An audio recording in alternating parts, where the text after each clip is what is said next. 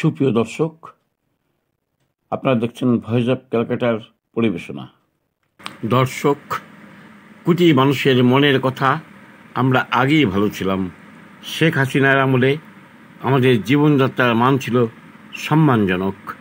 মেয়েরা রাস্তায় স্বাধীনভাবে চলাফেরা করত। নারী নির্যাতন, কঠোর শাস্তির ভয়ে কেউ সাহস পেত না নির্যাতন করতে। জিরো লেভেলে নিয়ে এসেছিল অপরাধ।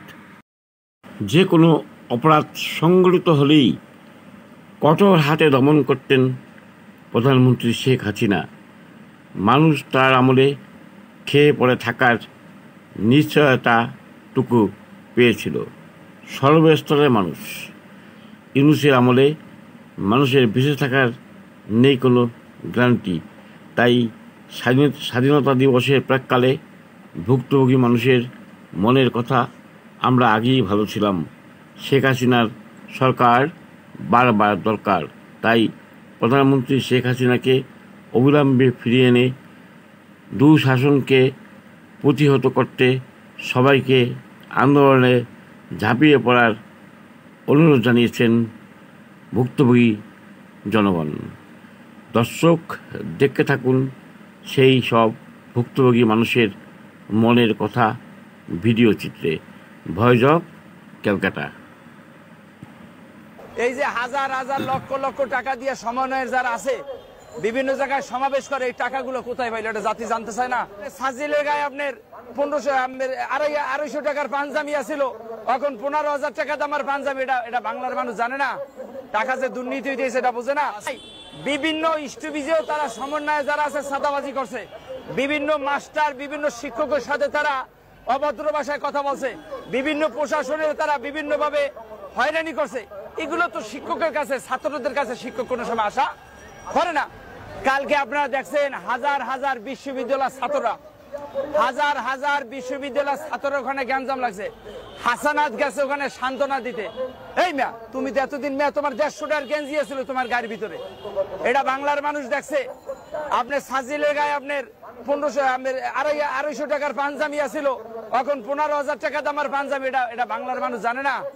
তো বর্তমানে সমন্বয়ের যারা আছে এই নামটারে বিলুপ্ত করতে হয়, এটা একবারে বাজেয়াপ্ত করা উচিত। মানে কি শেখ হাসিনার কথাই সত্যি যে আমাদের সাধারণ শিক্ষার্থীদেরকে ব্যবহার করে শেখ হাসিনার সরকারকে পতন করানো হয়েছিল? প্রতিদিন নিউজ খুললে কি এখানে খুন হচ্ছে, এখানে জুলুম হচ্ছে, এখানে লাশ পড়ে আছে পানিতে ডুবাই, সব জায়গায় কি খুন, অত্যাচার, আগুন দেওয়া হচ্ছে, ভাঙচুর হচ্ছে, এবং এটা প্রতিদিন হচ্ছে। কেউ কি বলতে পারবে আমরা স্বাধীন হয়েছি? না। এটাও কি 5 আগস্টের স্বাধীনতা কি এটা একটা কি ধোকা? মানুষকে, সাধারণ মানুষকে কি ধোকা দিয়ে বোকা বানানো হয়েছে? বন্যার টাকা 12 কোটি টাকা থেকে 10 কোটি টাকা উধাও করে দেন। কত সুন্দর আমাদের দেশ, কত সুন্দর আপনাদের সমন্বয়। যাদেরকে জুতাতে পিটাইলেও মান সম্মান আমাদের ক্ষয় হবে, আপনাদের না। যাদের বাবা মায়েদের ধিক্কার জানাই যে সমন্বয়করা, সার্জিস আলম, আমি নাম উল্লেখ করে বলতেছি, সার্জিস আলম, হাসনাত আব্দুল্লাহ, নাহিদ। এই নাহিদ তো আরেক চোর। অবশ্যই কাউকে উদ্দেশ্য করে বলছে, কারণ এখন দেখছেন তো যেদিন এই অন্তর্বর্তীকালীন সরকার গঠন করার পর যাদের পকেটে নিজেদের চলার মতো টাকা ছিল না, টিএসসিতে এসে যে বান্ধবীকে, বন্ধু বান্ধবদেরকে নিয়ে যে বসে এক প্লেট ফুচকা খাবে সেই টাকাও ছিল না, আজকে তারা কোটি টাকার মালিক হয়ে গেছে। আপনারা তদন্ত করে দেখেন। এটা কাদের উদ্দেশ্য করে বলছি? এখন যারা ক্ষমতা আছে তাদের উদ্দেশ্য করে বলছি। সমন্বয় একটা গালিতে রূপান্তর হয়েছে। এখন সমন্বয় কথা শুনলে এখন গালি দেয়।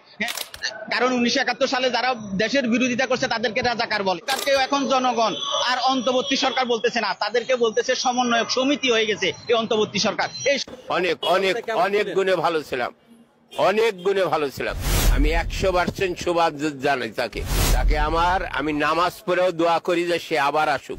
কিন্তু শেখ হাসিনার সময় যে উন্নয়নটা হয়েছে এতে চলবে না। এই চলবে কাকে টাকা দিলে সুদ পাওয়া যাবে, সে জানে ওই হিসাব। সে দেশ চালানোর মতন হিসাব তার কাছে কিছু নাই। আপনাকে 10,000 টাকা দিলে কত টাকা সুদ আসবে এই হিসাব জানে ডক্টর ইউনূস। আমরা তো শেখ হাসিনার 2 কোটি মানুষের যাই এয়ারপোর্টে মালা দিয়ে আনু। শুধু শেখ হাসিনার ডাকের অপেক্ষা আমরা সাধারণ মানুষ আছি। আমরা হইলাম শেখ হাসিনার রিজার্ভ ফোর্স। শেখ হাসিনা ডাকান মাত্রে আমরা আন্দোলনে আছি, কোনো সমস্যা নাই। কিন্তু সমন্বয়ক হলেন আপনারা, উপদেষ্টা হলেন আপনারা, আর এখন হচ্ছে কি নিজেদের একটা নাগরিক দল গঠন করে তাদের ভুলে যাচ্ছেন। খুব সোজা, পানির মতো সোজা। আপনি ওই পানির মতো করে তাদের এনে এক জায়গায় মিশিয়ে আপনার জল পানিতে একখানে করে এখন হচ্ছে 2 ভাগ করতেছেন, সেটা তো হবে না। মার তো আপনারাই খাবেন। আগে যখন ওই যে মন্ত্রী ছিলেন তখন হয়তো কেউ গায়ে দিতে সাহস পাননি, আর এখন তো আমজনতার কাতারে চলে আসেন। আর রাজনীতিবিদ না হতে যাচ্ছেন, দেশের মন্ত্রী না হতে যাচ্ছেন, 2-4 বার হচ্ছে এরকম কেলা নিয়ে না খেলে তো হতে পারবেন না। এটা তো খুব সোজা। এবং এটা শুধু না, আপনি দেখবেন ভাইয়া এরপরে এটা জাস্ট শুরু, এরপরে আরো আরম্ভ হবে। এবং এ দেশের ছেলেপেলেরা এরকম বিজ্ঞানও ছিল না। এই কয়েকজন সমন্বয়ক মিলে ডাক দিয়ে তাদের স্বার্থের কারণে এখন নিজেদের কোয়ায় নিজেই কুপকাত হবে। এখন তারা বুঝতে পারবে যে ধানমন্ডি 32 ভাঙা, মোরালিটি ভাঙা একজন বর্ষিয়ান রাজনীতিবিদ, তাকে দেশ থেকে বের করে দেওয়া, এটার যে মানে কি পরিমাণ প্রাকৃতিক প্রতিশোধ, এটা এবার তারা খুব ভালোভাবে এটা বুঝতে পারবে। এবং সার্জিসকে মারা এটা আমি কি চোখে দেখবো, এটা আমার চোখে দেখার কিছু নেই। ওই যে বললাম সবকিছু উপর থেকে ঘটে এবং প্রকৃতি তার নিজের মতো করে মানে প্রতিশোধ নেয়। নিজের কয় আপনারা নিজেই পড়ছেন। এখনো সময় আছে, যেভাবে ভালো হয়, দেশটা খুব সুন্দরভাবে গোছানো ছিল, এভাবে করে গোছানো দেশটাকে আপনারা প্লিজ নষ্ট করবেন না। আপনাদের জন্য বলির পাঠা হচ্ছি আমরা সাধারণ জনগণ। এটা আমাদের কোনোদিন কাম্য ছিল না, কারণ আপনাদের ব্যাংক ভরেছে, আপনাদের বিটকয়েনে আপনারা লাভবান হয়েছেন, আমরা হইনি। আমাদের 70 টাকা কেজি চাল কিনে খেতে হয়। রিক্সা দিয়ে যখন আসি, রিক্সাওয়ালারা কষ্ট করে বলে আপা 10 টাকা দেন, 10 টাকা আমাদের পকেট থেকে যায়, আপনাদের যায় না। এই